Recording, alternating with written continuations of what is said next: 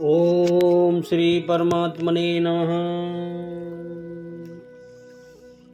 राधे कृष्ण।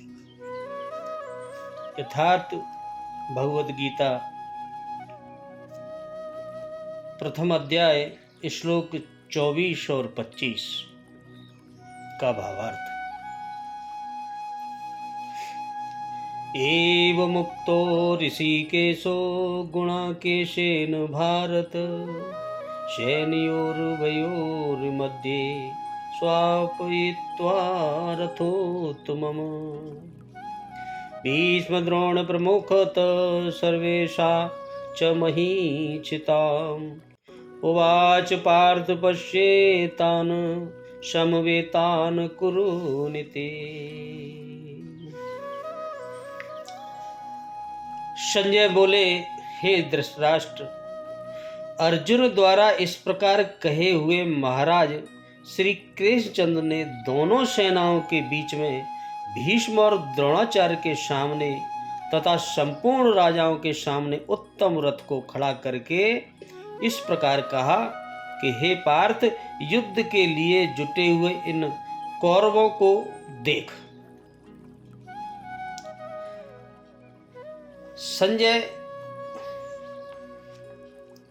बोले, निंद्राजयी अर्जुन द्वारा, निंद्रा यानी जिसने निंद्रा को जीत लिया था, ऐसे अर्जुन द्वारा इस प्रकार कहे जाने पर हृदय के ज्ञाता श्री कृष्ण ने दोनों सेनाओं के बीच में, हृदय के जानने वाले, हृदय के निवास, दोनों सेनाओं के बीच भीष्म, द्रोण और महीक्षिताम शरीर रूपी पृथ्वी पर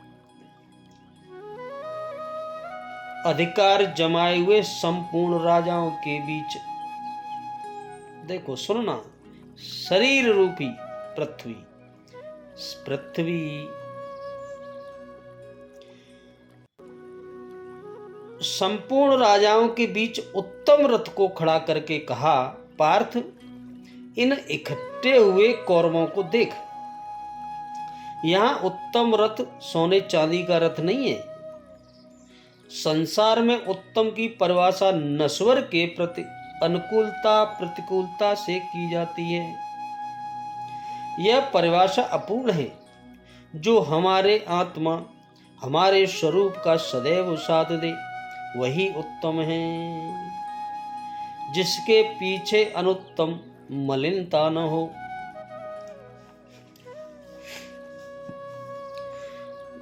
गुणाकेश का अर्थ, और संजय ने अर्जुन यहां गुणाकेश क्यों कहा?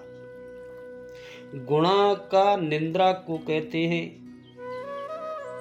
जो नींद को जीतकर उस पर अपना अधिकार कर ले, उसे गुणाकेश कहते हैं। अर्जुन ने निंद्रा जीत ली थी। वे बिना सोए रह सकते थे, नींद उन्हें सताती नहीं थी। आलस्य के बस तो वे कभी होते ही नहीं थे। संजय गुणाकेश कहकर यह सूचित कर रहे हैं कि जो अर्जुन सदा इतने सावधान और सजग हैं, उन्हें आपके पुत्र कैसे जीत सकेंगे? संजय कह रहे हैं धृतराष्ट्र से। युद्ध के लिए जुटे हुए इन कौरवों को देख, भगवान बोले। इससे भगवान ने अब दिखलाया है कि तुमने जो यह कहा था कि जब तक मैं सबको देख न लूं तब तक रथ वहीं खड़ा रखिएगा, उसके अनुसार मैंने सब के बीच में ऐसी जगह रथ को लाकर खड़ा कर दिया है जहां से तुम सबको भली भांत देख सको। रथ स्थिर भाव से खड़ा है।